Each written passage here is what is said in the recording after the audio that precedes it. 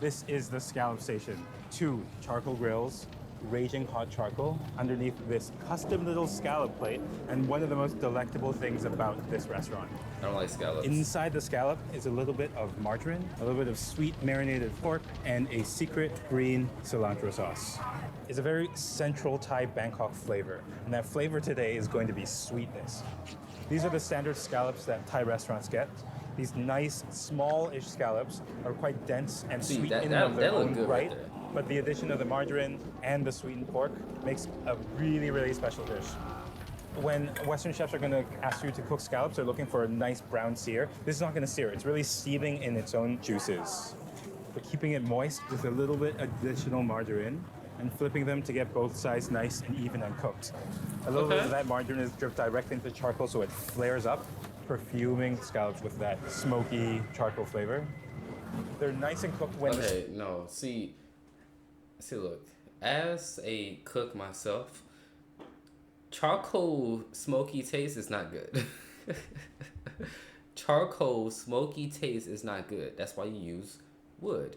Using a charcoal taste, it's not, no, that's not it. But hey, you feel what I'm saying? They the restaurant people, not me. Scallops have begun to Why is shrink. my stuff slowing down? The pork What is is fully happening? cooked, but the inside is nice and tender and juicy. I probably gotta update my computer. Gorgeous. You don't like most things I find? Look at this. Bro, that's not, bro. That's the flame being licked into the scallop. Now, the scallop itself, nice and tight. They give you... See, out of this right here, this is the only thing I would eat. I don't know how it tastes. I mean, I know how it tastes, but I'm saying, like, I haven't ate it in, like, a while because I don't eat them. But this right here, this little part, that looks good. I don't know about all this other stuff. What's that, the brain? That...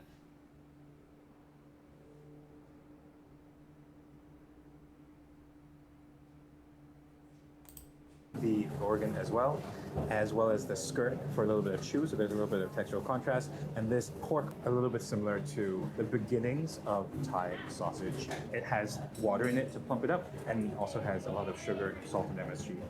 And this namjim seafood here is an amazing dipping sauce. Garlic, fish sauce, lime juice, chilies, and second of all, the sweet plum sauce. It's so sweet. It's almost like dessert. The spiciness really balances out, but the texture of that scallop is quite perfect. The minute you open up one of these scallops, you smell the sweetness. You get a little bit of that earthiness from the organs on the side. It's an amazing bite. It's a good nectar. I can't do that, bro. So good. I'm not a fan of gummy things in my mouth. Those are their famous scallops, but that's not what this restaurant is named after. What they're known for, what they've been well awarded for, is suki hang. Order's gonna go into the kitchen while they're making it. Let's go check it out. Okay. This is actually reminiscent of an outdoors Chinese style kitchen. All the mise en place is ready. Chinese celery, scallion, glass noodles, napa cabbage, a little bit of marinated beef. All of this comes together with a bowl of suki sauce, eggs with Chinese style fermented tofu. And the whole thing is basically stir fry with a little bit of oyster sauce. Okay. You're going crazy. That's what I'll be doing. A little bit like an egg drop. Okay. Those vegetables begin to soften. The meat is already water velveted and poached. The egg and the sukiyaki sauce are gonna bind the glass noodles into the vegetable. Very quick cook.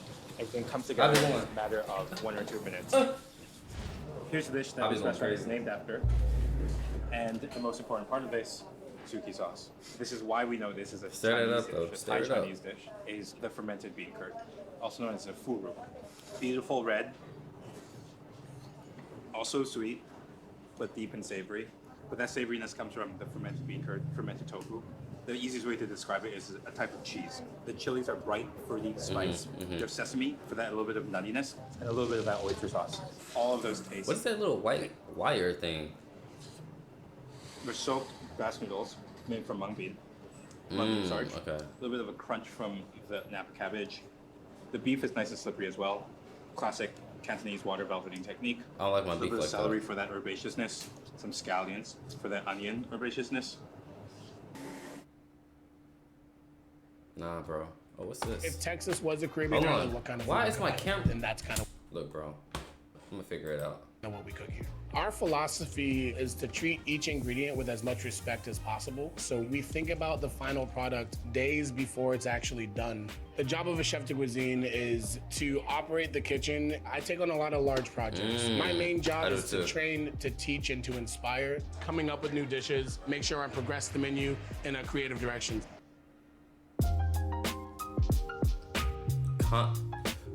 Excuse me. I'm assuming it's Kanye. Hi guys, my name is Harvard Anine. Hi. I'm the CDC here at Kanji in Austin, Texas. And this Texas heat is real. So let's get back inside before it gets too hot. We've been open for about a year and a half. We are a modern Caribbean restaurant, so we are authentic. We are in no way traditional. We'll serve the food that your grandmother would make if she lived in Texas. What are those? So it's 10 a.m. I gotta get in there, check the prep list, check how many people we got coming in today. Follow me. Okay. That's hold on, real quick. Coming in today. Follow me. This is a pineapple dragon fruit infusion here. You see what I'm saying?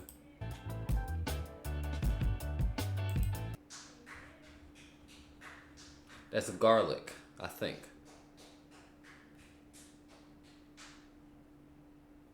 That's garlic. I don't know what that is.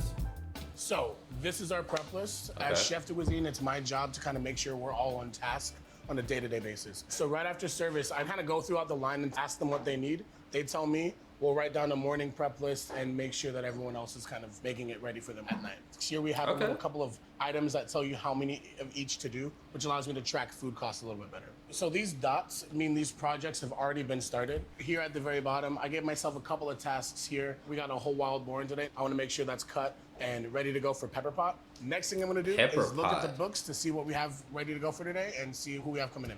It kind of gives us a base schedule for the entire day.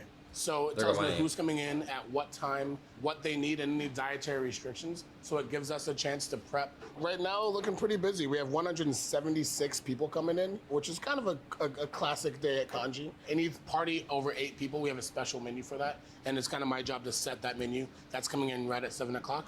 All right, I gotta get that board started because it's a lot of work. One of our most labor-intensive projects. Bro. Follow me. It's a lot, I've had to cut something that big before as well. All right. This is an 83-pound boar. Just came in today. All the moisture here means it hasn't been frozen. Wild boar pepper pot is what we use this for. Pepper pot is the national dish of Guyana. A combination of this cassoulet, which is a very special ingredient, black cassava root that's juiced and reduced down with warming spices. I ain't gonna lie, that look good. And that's fennel. What he put on there, that's called fennel. You feel what I'm saying? I know about that. Orange, cinnamon, allspice, a lot of thyme, and a little habanero. That look kind of good. I like to say that pepper pot is a little bit like Caribbean mole. It's beautiful. This braise is about a 6-hour braise, as low and slow as possible. So this is my Dexter Butcher kit. Got a little bone saw, kind of axe here, and it actually says Dexter right there. So you know, it's gonna get bloody here in a second. All right, so first thing I'm gonna do is kind of make this thing a little smaller. Coming up the leg here, you see the hip bone right here. I see the hip. I'm gonna cut right on this side of the hip bone. That's right. Cut all the way down to the actual bone itself. Release this belly, and then I get to grab my bone saw. So we basically saw through the bone, and If that was me, I would use my knife and cut right through it. You feel what I'm saying? But that's just me because, you know, I know how to work with this type of product right here. cut through the rest of the meat itself. You never want to saw through meat because it rips and tears the flesh. That's right. Exactly. The reason why we're getting wild boars is because they're actually a problem down here. It's a pest, honestly. And when these boars come in, we are doing our part to help Texas farms grow better. When we first opened, we were talking to one of our farmers. He asked if we can use a boar. We said yes. They have actually trapped them for us right outside of LaGrange, send them here once a week, and that's kind of how we sustain our pepper pot. All right, next thing I'm gonna do is take these shoulders off. So basically, you kind of lift this guy up and chop right under the armpits here. And take it right off. Oh yeah. Oh yeah, look at that. He going crazy. If you have a sharp knife, it really doesn't take very much actual effort. And you get the seams here, you kind of crack it open, and you can hear it. If you hear that sound, that's all you gotta do. You're doing a good job. You're right through that's the all you gotta do. Breaking down boars specifically, breaking down whole animals, takes a lot of practice. And we only get one of these. So if this is kind of messed up, there's not really much we can do, right? Oh, they only get one? It's one of those things where as a CDC, because I have the most experience in the kitchen, I'll break this down to make sure it's done correctly. There is no in-house butcher. I am the in-house butcher. And it's kind of my retirement plan. One of these days I want to open up a butcher shop, chill, and make a lot of charcuteries. So you can tell this is a little bit of an older boar. The texture of the meat is more firm the younger it's they tougher. are. So That's if you right. kind of feel this, you can see that it's a little bit older because it gives a lot, which is nice because it's going to be less tough. Next, I'm gonna go for the belly area. If you look right here, that is where you get the back strap or tenderloin. My goal is to cut all of this off in one go. And you can see this here is a really nice color. This Cut guy down was the running spine. around a lot, active boar. This is all food costs, right? So anything I leave on these bones doesn't go into the plates, doesn't go in our wallets, does not go into our bank accounts, which is not great. So no meat on the bones means I'm doing a good job. There's the belly there. So other side of the back strap here, taking that off. Different game meats will taste different based on where they are in the country. The wild boar here eats a lot of sage, eats a lot of pecans, eats a lot of like weird Texas ingredients. So you get those flavors as you're eating. Look this at pork. that. See, butchering a good piece of meat is such an art because you have to know what you're doing. You gotta know where to cut it. You gotta know where to slice it. You gotta know just how to get those good cuts of meat. You know, this right here, I love this. This is art right here, and you can see. I don't know if y'all can see, but he from Austin. I ain't from Austin, but he's from Texas, which is Austin is close to where I'm from. You feel what I'm saying? So I can appreciate that, which tells me he know what he doing. This is the fun part.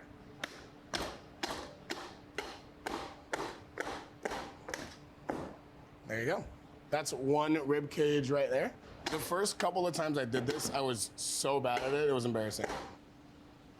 So with all of these ribs, we'll roast them. We'll make a stock out of this. Take out that and silver we'll line. use that Silver stock skin. to braise You know what I'm the saying? pepper pot in.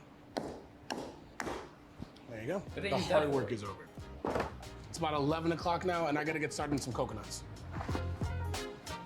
I don't like coconuts though. So this is where we keep all of our tools. This is my drawer at the very bottom. Grab my suitcase, grab some coconuts, and ready to work. All right, you walk in with a briefcase, people remember you. So I got my knives, I got my aprons, got a little picture of me right here from when I was in culinary school to remind me where I came from. Now it's time to crack some coconuts. Everyone has their own way of cracking coconuts. I use I a don't crack knife. them at all. The knife scares people a lot of times. I'll use this guy. It's less sharp. And really, the only way to do it is by hitting it as hard as you can in a certain amount of angles. See, I know that though, but nah, coconut's Yeah. not my thing, bro. That's one. Like, at So all. coconut milk is made in kanji probably every other day. But today we're making curry. We're making kalaloo. Kalaloo is kind of like a braised green dish. Right now we're using Swiss chard and spinach, a little coconut milk, and mustard. So we're gonna need a good amount of coconut milk. We go through maybe 20 quarts every 2 or 3 days. It's a very different flavor than store-bought coconut milk. It's fresh, it's light, it's not as heavy, and it doesn't add so much like sweetness to your food without you wanting it. You can tell when a coconut is ready to go and nice and fresh by how What do you dense do with and those on heavy the it is. side? That's close. Well, I would say 20 coconuts will get us about 20 quarts of coconut milk. We use coconut milk in a lot of different dishes here. So we'll use the shell. We'll light that on fire and use it as like charcoal. We'll smoke with the shell also. The coconut flesh itself, we use it in a sweet potato dish. I'll strain this out and we'll use this as coconut water. If you're thirsty, it's a great way to start your day. The next thing I'm gonna do is literally shuck these coconuts. So I'm gonna take this oyster that's shucker so smart. and we're gonna peel all the That's so smart to use that as your burner, as your fuel for your fire. That's so smart. flesh from the inside of this coconut out. But the whole point is to go around the entire outside, get the coconut out in one go. This I'm gonna Won't ever add see some me water touch to one and of we'll turn it these. into coconut milk. So I am Nigerian by birth. My dad is from Lagos, Nigeria. I was raised in San Antonio. So I would say that I'm first generation African American, which for me is a really cool perspective. So my dad cooked a lot with coconuts. It wasn't ever fresh coconuts. This is the first place that I've actually used fresh coconut in as often as I have. So one more coconut should just about do it for the next couple of days. There we go. So all of this stuff here, we'll burn this today. Right now, I'm basically just getting a weight on the coconut flesh itself. And we'll Okay, go okay. 2 parts water to 1 part coconut. The hot water will extract more fat out of it, which gives us more of a creamy kind of texture. I'm still not a fan of coconut. So I'll let no this matter how steep for a good this little may while. look. We'll basically come back to it in about 15, 20 minutes. We'll blend it and strain it out. Right now it's almost noon. The kitchen is in full swing. My sous chef, Steph, is over here. She's making some rotis for us. What we is sell that? about 120 rotis a day. That bread look We got good. Blanca back over there peeling some shrimp. She's really, really, really fast at that. The biggest blender in the entire world. This thing's like 25 pounds. You can look at the actual flesh itself and see that it's more translucent than it was before. That means that the hot water is kind of doing its job. Add a little bit of the water itself. Almost equal parts there. Okay. And blend it.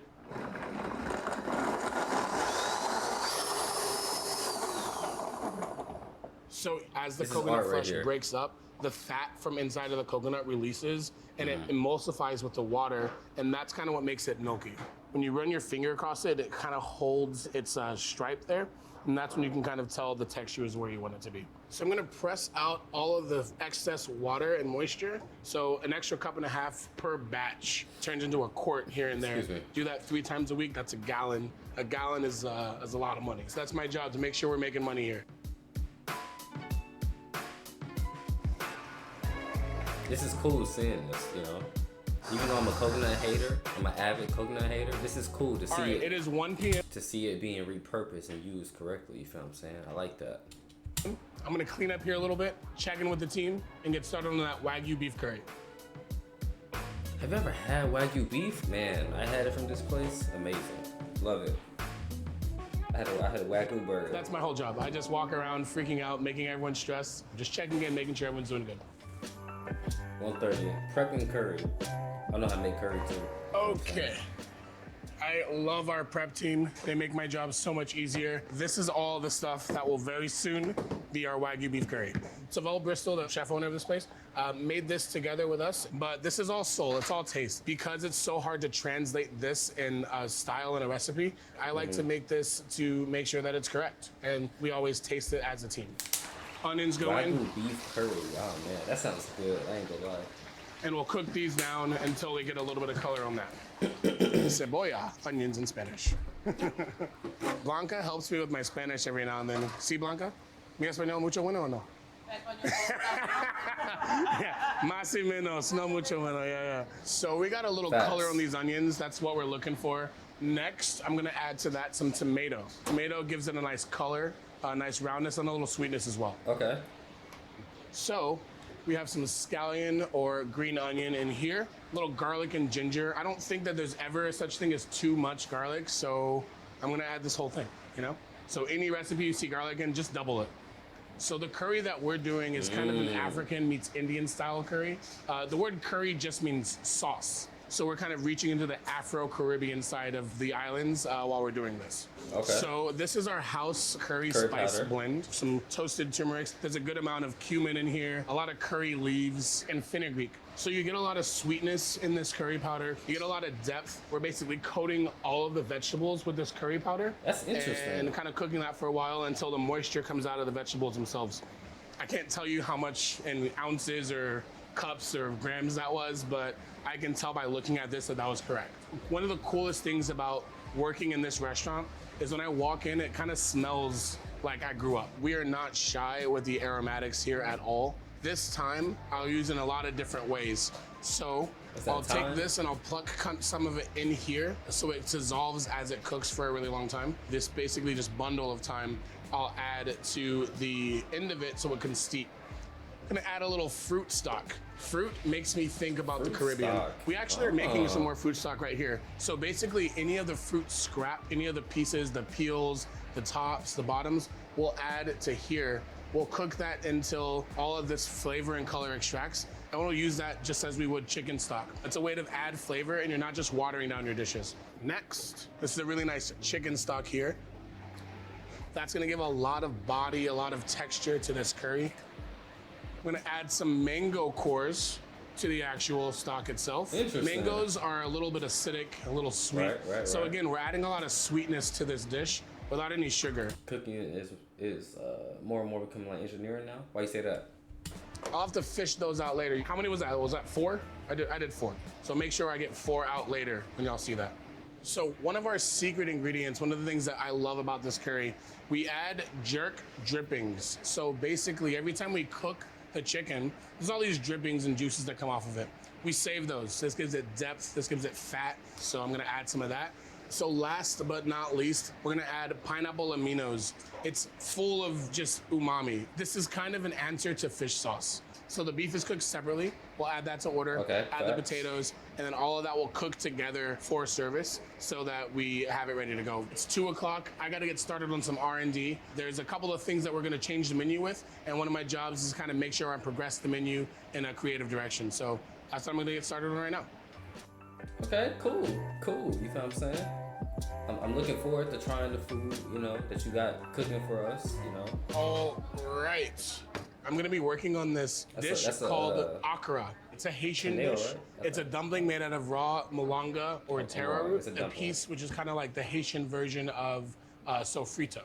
This is malanga. This is a starch that's found in the Caribbean. It's similar to a potato, a little starchier and more chalky. So I made a couple of versions of this already. The last version we made just didn't have the texture that we wanted it. It was a little too gummy. So I'm gonna try to see if we can remedy that a little bit. I think I'm gonna try to get rid of that by rinsing off all the starch for a while before making it into the fritter. Our partners and a corporate chef all kind of get together on a weekly to monthly basis, and we'll all talk about what dishes we want to do for the next season. Actually, all of them are coming in tonight. We'll taste a couple of these dishes together. We'll see if we like them. If we do like them, they'll be on the menu very soon. If not, we'll keep working. All right, so this is all cut now. I'm gonna go rinse this for a little bit. So this cloudy water tells you that there's a lot of starch in here. If you remove the starch, then you remove the ability for it to kind of like retain that glutinous texture. That glutinous texture is where you get gummy, kind of chewy foods. I think it's gonna work. That's gonna be enough. I'm gonna just add this to the RoboCube and buzz this up with the Haitian épice.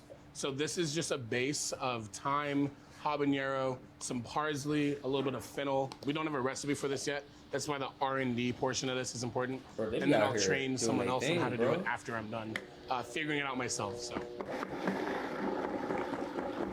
Isn't that crazy? The salt I'm adding now is just really for texture. It's an abrasive, so it'll help break up this taro a little bit. Honestly, this is one of my favorite parts of the job. A lot of being a chef de cuisine is really all about function and like paperwork and making money and making sure the place is doing well. This is the part where we actually dream about doing, like where we're creating dishes. And we are there. So this is a little bit wet to the touch. If you fry something and it's too wet, it'll kind of explode because the water that's inside of it will escape too quickly. So adding a little cornstarch to it will stop the water activity fast enough for it to fry and brown. I think for a batch this size, I'll use 2 eggs. The egg will help bind as well. Right, facts. You can feel the differences in what you're making over a period of time. The first time I made this, I messed up because it was a little too wet. Second time I made this, I messed up because it was a little too starchy. And now I feel like we have a good balance of moisture and starch. That's the texture that we want.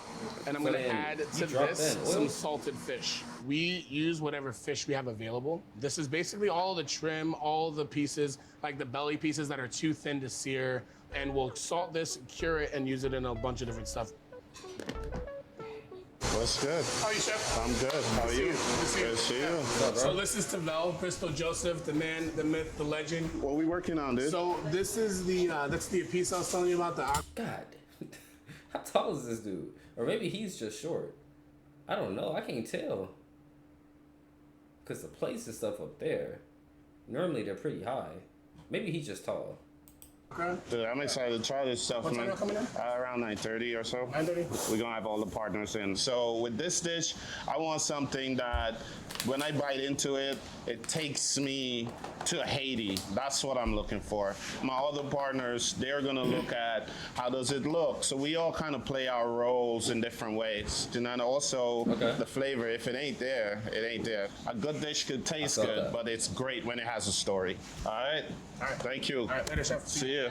Yeah, y'all have a good one. He hates when we clap for him, so we do it literally every single time we see him. I don't know why, That kid back there, this dude back here, I don't know why he reminded me of me. So we do it literally every single time we see him. I don't know what it is. It's just, when I seen him, I seen me. I don't know why. Look, he even got like a little tattoo right here. Just like me. That's crazy. That's crazy. But my glasses are better. Would I work here? I don't know. I mean, they seem cool, but it's in Austin as well. I would stay in Austin. But, I mean, they seem cool, but I also don't think I would want to work in the kitchen. Because they also don't really make money like that. You got to really have a passion. I like, you know, I like cooking, but I don't know if I like it that much to be like, oh, let me go work in that kitchen. You feel what I'm saying? And plus, they don't really pay like that. The pay is cool, but it's not crazy, you know? I would probably do it like, I would probably stage. You feel what I'm saying? Is it stage? Yeah, I would probably stage for like a week. And then I would just keep pushing. Just so I can try the experience.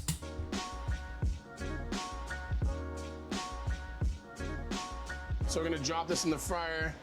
I'm gonna drop a couple of them so I can taste one, some other chefs can taste one, and we'll talk about it from there. All right, so those are gonna fry for about 2 minutes. Nice golden brown, delicious. Turn them out on here. Okay. Let's taste these. Yeah, so it keeps its green hue. You can see the saltfish in there as well, which is really nice. I feel like this is gonna be the best iteration that we have. Slightly spicy, not gummy, really crispy.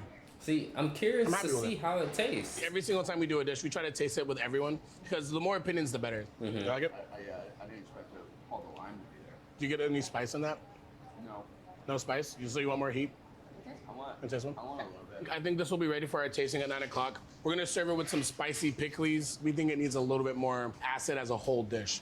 It's 2:30-ish right now, so I gotta start cleaning this up. We are about to have our meeting with all the back of house chefs just to see what we have left to do today. Okay. We have a lot of specials that happen here and there, but I'll make sure we're tasting all of that before we get to service, and I'll kind of be the last person to, okay, yes, this is going on, or no, that's not gonna be good enough today. What's up? Hi. There's so much work that How's goes it into going? it, man. I've got some hot corn Hi. for you Hot guys. corn milk. All right, so are we gonna be able to eat this today? So I'm trying to make it more corny, and it's not as corny, so I'm gonna add a lot more corn to it, and I think we're gonna have something to taste tonight. Say This corny one more I- time. I did the same corny. Corn milk. This tastes more grilled than corn, right? Yeah. So I feel like if you juice it and add a little sweetness, I think it'll be fine. Cool. Sounds good.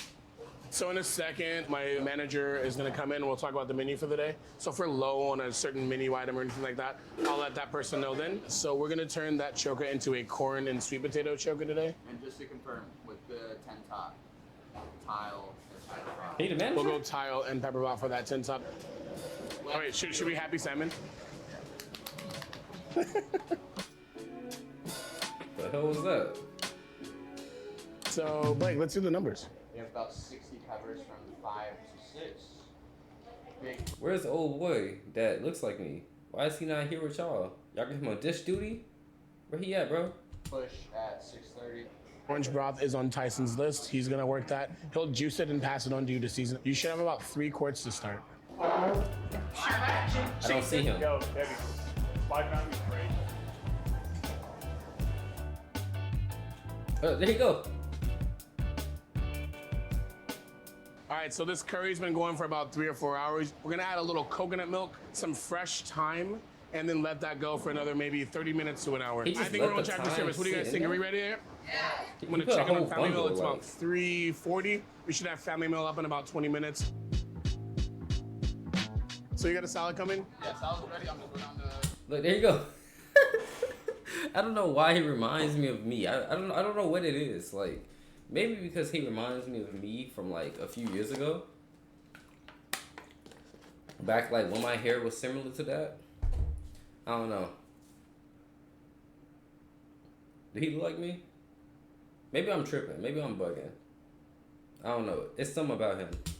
Working on the vinaigrette. Okay, Mari, pasta. Pasta's ready. Do you need anything from me at all? I got nudes and I got pesto. Nudes and pesto. All right, so it's all vegetarian today. Cool, 20 minutes? Yes. All right, guys, 20 minutes. Can I have a mouth?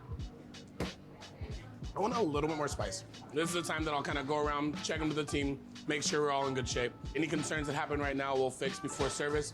So it's kind of final checks right now. Okay, for sure. All right, so it is 4 o'clock. We need to break down this whole kitchen. Takes us about 8 minutes to scrub, sweep, mop, take out all the trash, and then it's service time. One of the reasons why we clean before service, we want to reset the kitchen, start fresh, set up our tables, and we're going into a brand new part of our day. So the prep side is over, now it's showtime. It's exactly 4:08, family meal is up, and it's time for everyone to go eat. I ain't gonna lie. That's one thing that I like that I know like some kitchens do or some workplaces do. I think that's pretty cool. How you have like family meal, how like the whole staff get fed before we actually start feeding other people. I feel like it's something so great about that, you know? Which that almost inspires me to be like, you know what? I will low-key do something like this.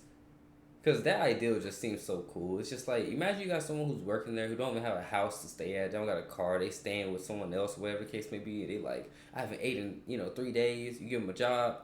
Now they eat pretty much every night. You feel what I'm saying? Like, that'd be cool. I told you 8 minutes on the dot every time.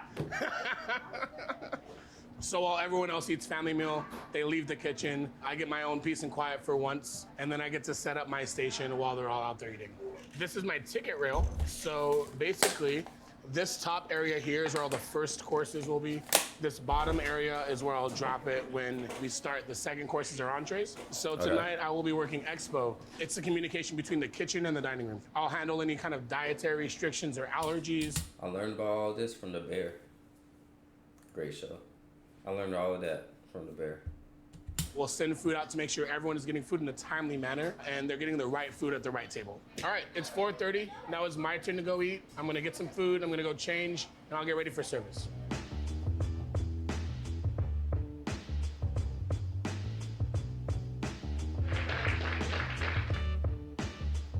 Okay.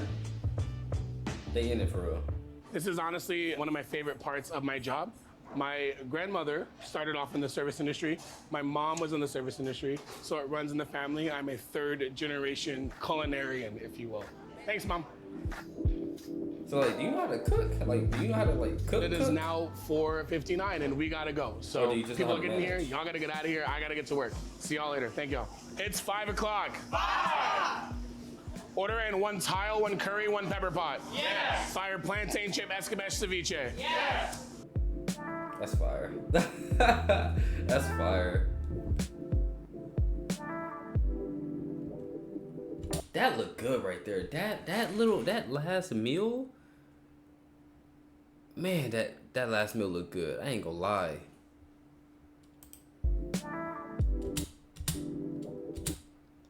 This right here, that looked good. I don't know if y'all never had Hawaiian Bros, but that's what that reminds me of. Yeah, cause this right here, that looks great. I ain't gonna lie, that looks amazing. Like just imagine, I can imagine the taste. I might have to get some Hawaiian Bros. I ain't gonna lie, like makes me feel things I ain't felt in a while. I ain't gonna lie.